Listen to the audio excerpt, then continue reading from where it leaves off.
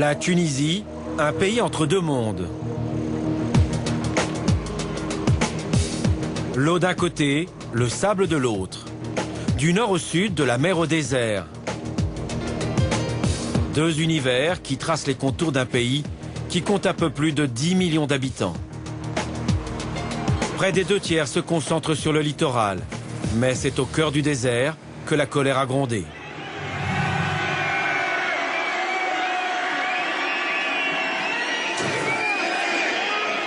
C'est d'ici, de Sidi Bouzid, au sud de la capitale, que le pays a basculé. Pas étonnant, sous le règne de Ben Ali, ces régions de l'intérieur étaient toutes délaissées.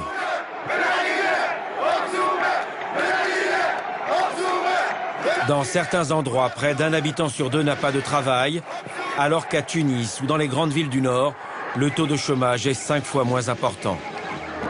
Année après année, le président Ben Ali a tourné le dos au secteur traditionnel des régions du Sud, l'agriculture et l'élevage.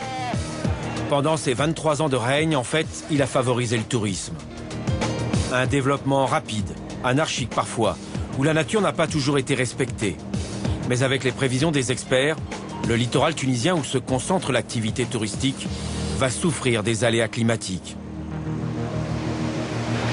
Plus de 300 km de côtes sont déjà affectés. Érosion, montée des eaux. Des dizaines de sites sont classés en zone vulnérable. Des scientifiques qui s'inquiètent aussi de l'avancée du désert et de ses conséquences. Les Tunisiens ont remporté une première victoire en faisant chuter la dictature, mais un autre combat se profile à l'horizon. Une guerre contre le climat, qui risque aussi de bouleverser leur vie.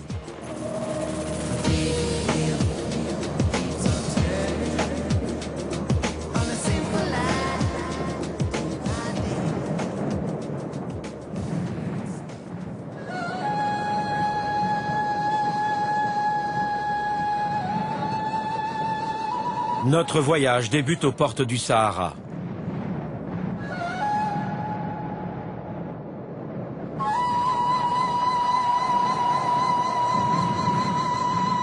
Chaque jour, le sable et le vent redessinent le désert.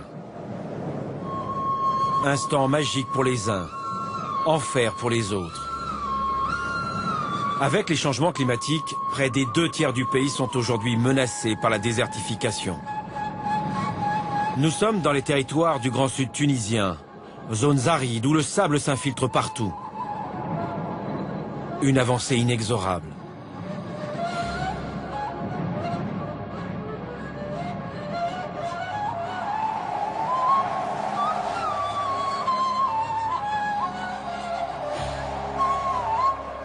« 4x4, treillis militaires, Ziad Askri et Abdelkader Chetoui sont équipés pour lutter contre un ennemi qui paraît difficile à contrer. De Médénine à Tozeur, le paysage se métamorphose. Dans certains villages comme ici, les maisons disparaissent sous des tonnes de sable. Plus loin, les arbres plient sous les assauts du vent. Les deux hommes travaillent pour le service tunisien des forêts.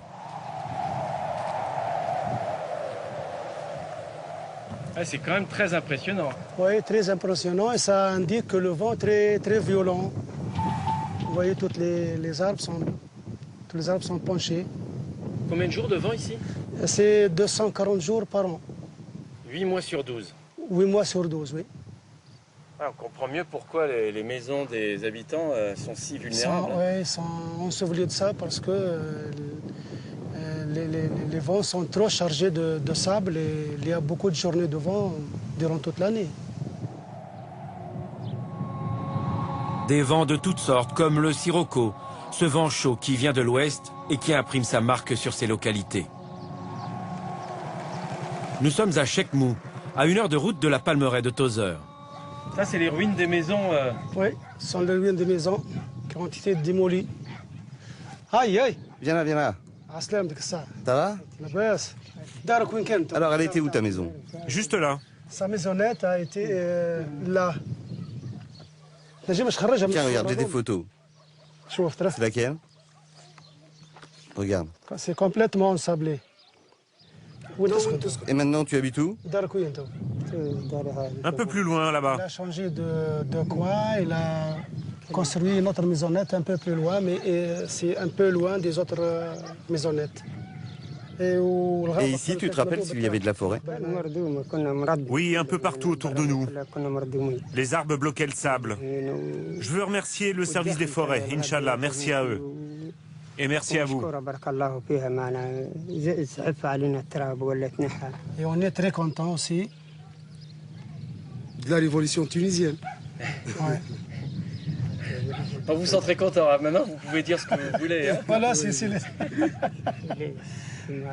incroyable ce que ça a changé, cette révolution. Hein. Oui, ça a changé tout, oui. Maintenant, vous pouvez dénoncer sans risque. Oui, voilà.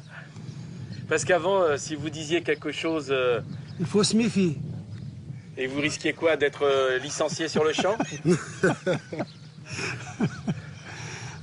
Des rires qui cachent mal la méfiance qui reste de mise ici. Malgré le départ du dictateur Ben Ali, les fonctionnaires restent sur leur garde. Face au coup de boutoir du vent, une partie de ce village de près de 2000 habitants a été déplacée. C'est juste la fenêtre ici, tu vois. Ça devait être impossible ici de faire la cuisine ou de... Ah oui. Oui, il a dit quand on prépare le couscous et on se rassemble pour manger, on prend la cuillère du plat jusqu'à la bouche, ça sera presque la moitié de sable. Ah oui. C'était incroyable. Hein. C'est incroyable, oui. Et c'est tout le sud de la Tunisie qui est menacé comme ça? Dans le sud tunisien, il y a des maisons comme ça, qu'on les voit ailleurs, sont menacées par le sable. Mais la Direction générale des forêts a fait beaucoup de travaux très énormes pour limiter ces dégâts, au moins s'arrêter à ce stade, ne pas avoir plus d'ensablement.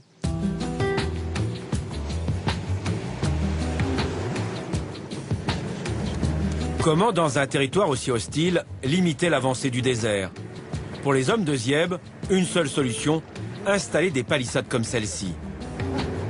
On appelle ces brise-vents des tabias. Ce sont des feuilles de palmier séchées. Elles font partie du paysage.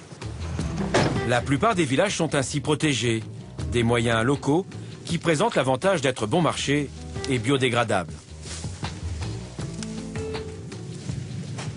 C'est un travail à la chaîne, c'est comme une ruche d'abeilles. Chacun a son boulot.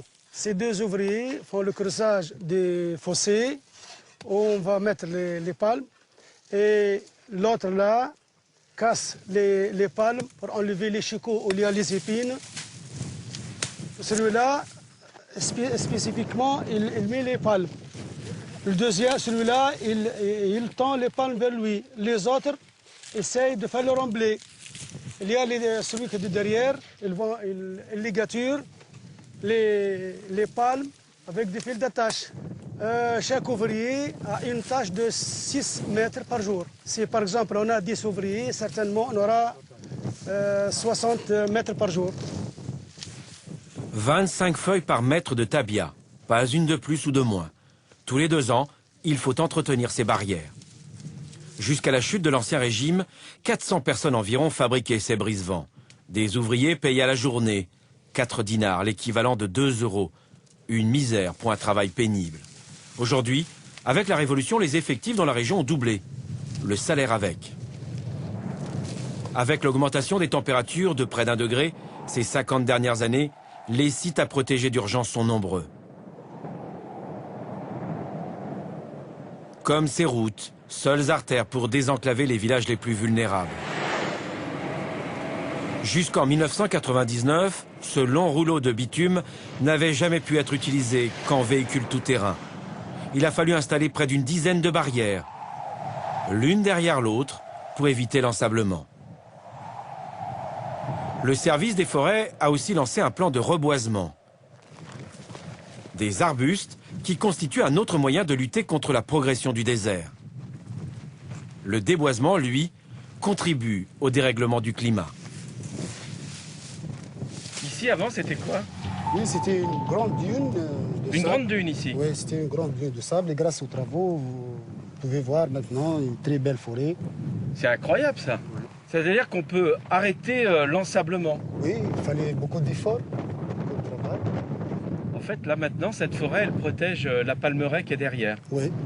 Parce que le risque, c'est qu'un jour, la palmeraie disparaisse. Oui, en fait, c'est un risque qui menace la totalité des palmeraies qui existent dans la région.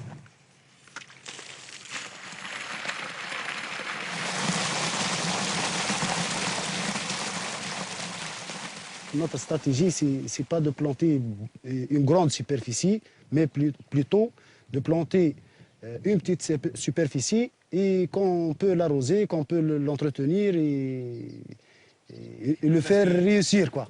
Et si vous deviez protéger l'intégralité de cette région désertique? Il fallait beaucoup de budget pour planter plus, pour arroser plus, pour entretenir plus et pour réussir les projets.